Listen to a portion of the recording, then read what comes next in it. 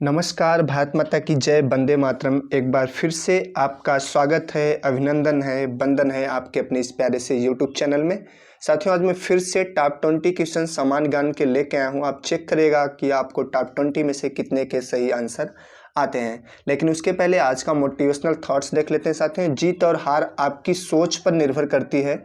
मान लो तो हार होगी और ठान लो तो साथियों क्या होगी, जीत होगी। सही बात साथियों, जीत और हार हमारी सोच पर निर्भर करता है। अगर मान लिया तो जीत है साथियों, नहीं तो फिर हार है। तो चलिए स्टार्ट करते हैं और देखते हैं कि आज का टॉप 20 समान ज्ञान का क्वेश्चन है साथियों, वो कौन कौन सा है।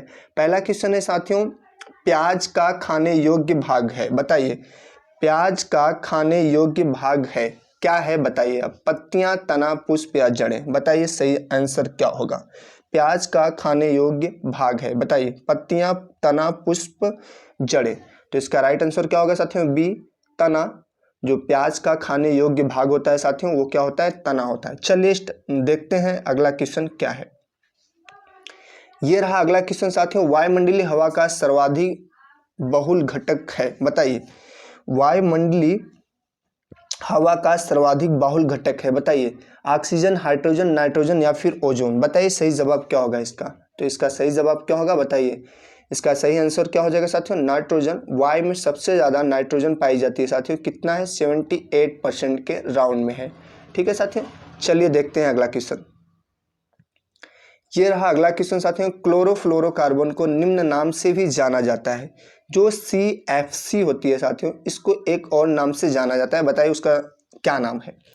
क्लोरोफॉर्म, फियान, ग्लिसरॉल या फिर मार्स गैस, बताइए सही जवाब क्या होगा। सही जवाब क्या होगा बताइए।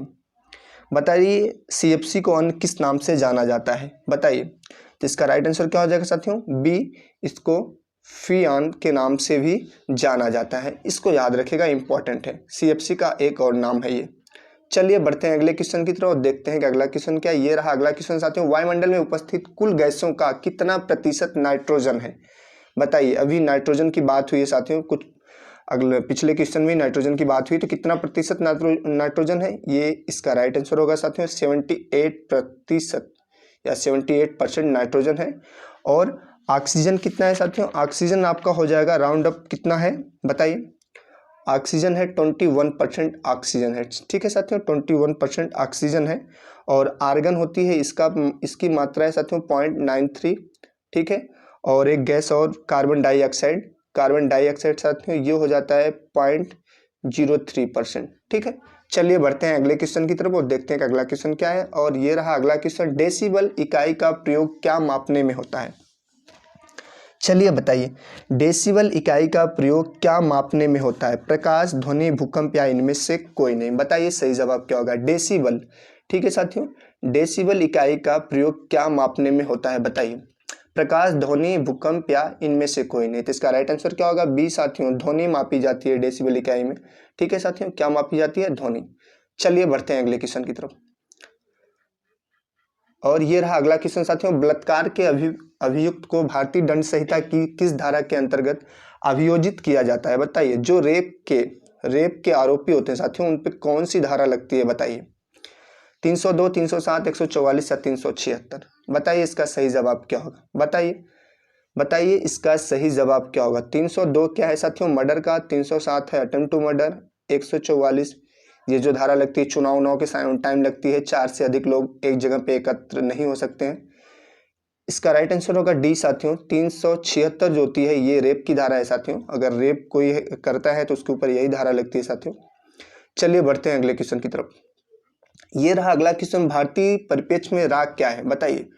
भारतीय परिप्रेक्ष्य में राग क्या है, गुप्तचर एजेंसी है, वैज्ञानिक अनुसंधान एजेंसी है, निजी जासूस ग्रुप है, उपयुक्त में से कोई नहीं, बताइए सही जवाब क्या होगा। राग क्या है साथियों, रा, बताइए सही जवाब क्या होगा। तो इसका राइट आंसर होगा ए साथियों, गुप्तचर एजेंसी है रा एक।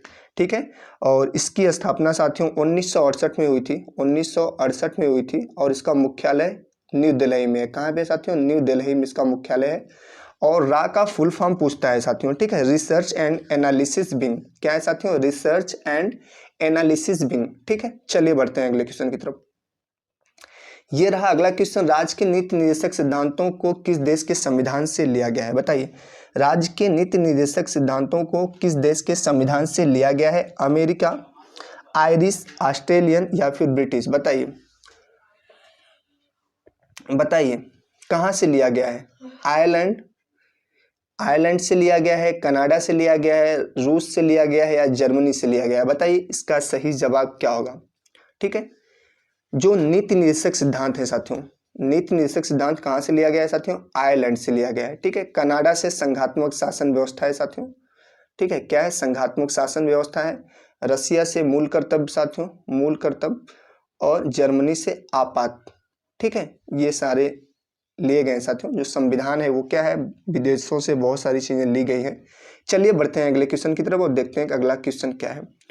अगला क्वेश्चन है साथियों, वह कौन सा राज्य है जिसकी उत्तर प्रदेश के साथ साझा सीमा नहीं है? बताइए वह कौन सा राज्य है जिसकी उत्तर प्रदेश के साथ साझा सीमा नहीं है? बिहार, झारखंड, राजस्थान या पंजाब? बताइए बिहार, झारखंड, राजस्थान या पंजाब? सही जवाब क्या होगा? बताइए कौन से राज्य की सीमा यूपी के सीमा से साझा नहीं करती है? बताइए बताइए सही जवाब क्या होगा? तो इसका राइट आंसर क्या है साथियों? डी, पंजाब जो स्टेट है साथियों वो यूपी से टच नहीं करता है। बाकी और जो स्टेट है साथियों, बिहार, झारखंड और राजस्थान की सीमा यूपी से टच करती है। चलिए बढ़ते हैं अगले क्वेश्चन की तरफ। ये रहा अगला क्वेश्चन साथियों, भारत में किस वर्ष वन्य जीव संरक्षण अधिनियम भारत में किस वर्ष वन्य जीव संरक्षण अधिनियम लागू किया गया? 1972, 1980, 1982 या 1993 में? सही बताइए, सही जवाब क्या होगा? बताइए, चलिए बताइए सही जवाब क्या होगा? भारत में किस वर्ष वन्य जीव संरक्षण अधिनियम लागू किया गया? बताइए 72, 1972, 1980, 1982 या 1993? तो इसका राइट आंसर क्या होगा साथियों? 1972 को वन्य जीव संरक्षण अधिनियम लागू किया गया। एक हाथी परियोजना पूछता है साथियों, हाथी परियोजना कब लागू की गई?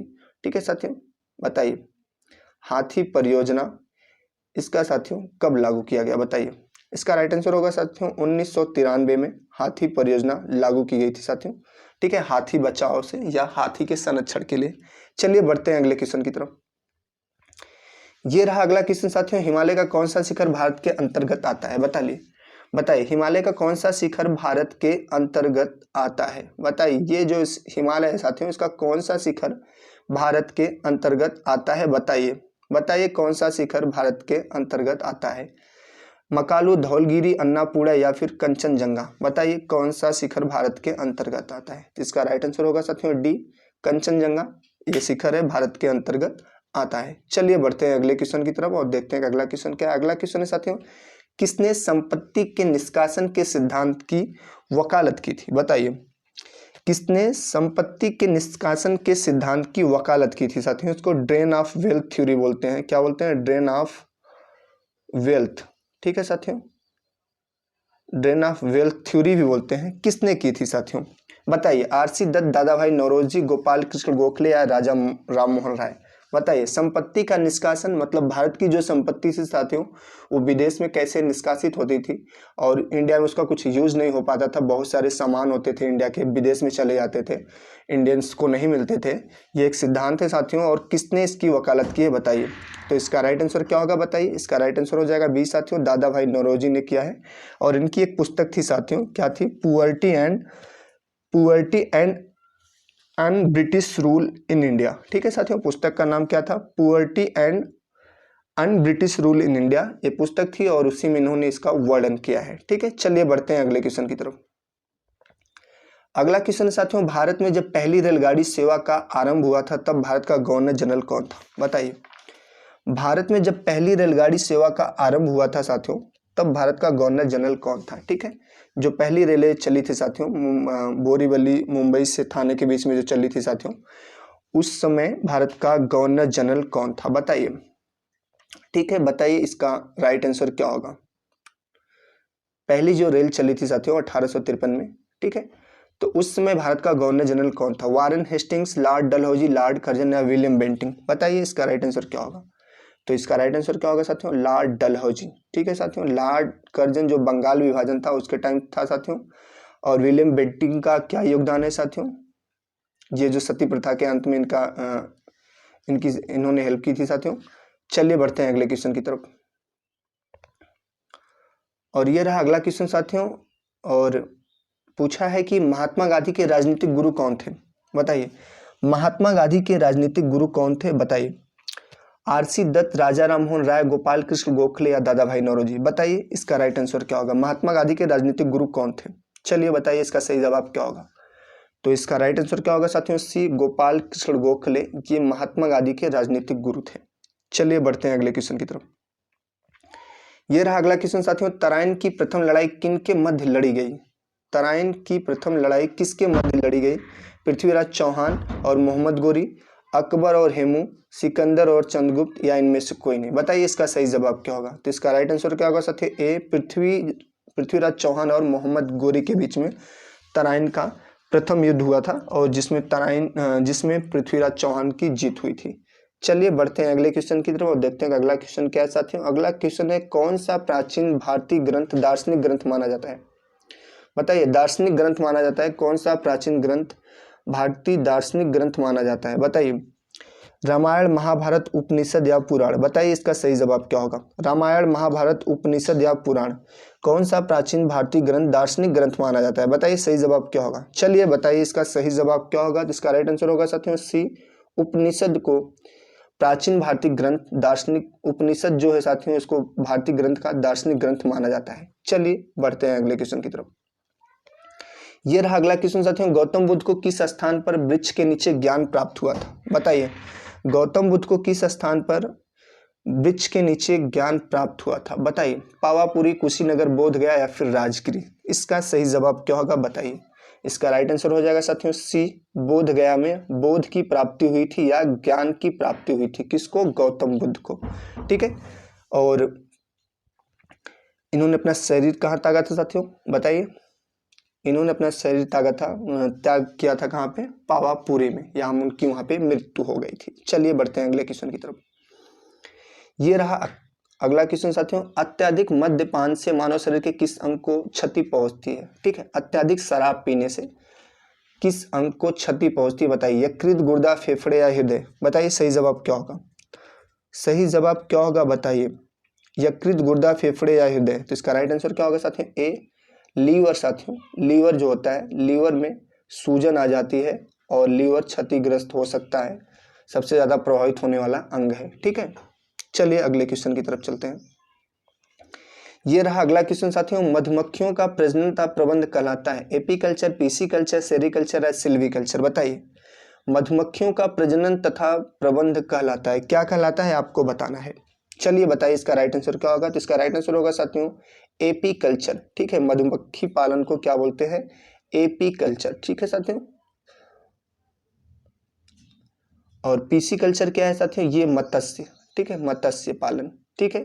सेरिकल्चर रेशम कीट, ठीक है। और सिल्वीकल्चर साथियों ये वन जो होते हैं, वनों के वृक्षारोपण से है, ये इंपॉर्टेंट है साथियों, वनों के वृक्षारोपण से, ठीक है। चलिए बढ़ते हैं अगले क्वेश्चन की तरफ और देखते हैं अगला क्वेश्चन क्या है। अगला क्वेश्चन साथियों, भारत के किस राज्य में राजीव गांधी की मानव बम हमले में हत्या हुई थी, बताइए। उत्तर प्रदेश, तमिलनाडु, केरल या फिर आंध्र प्रदेश, बताइए सही जवाब क्या होगा।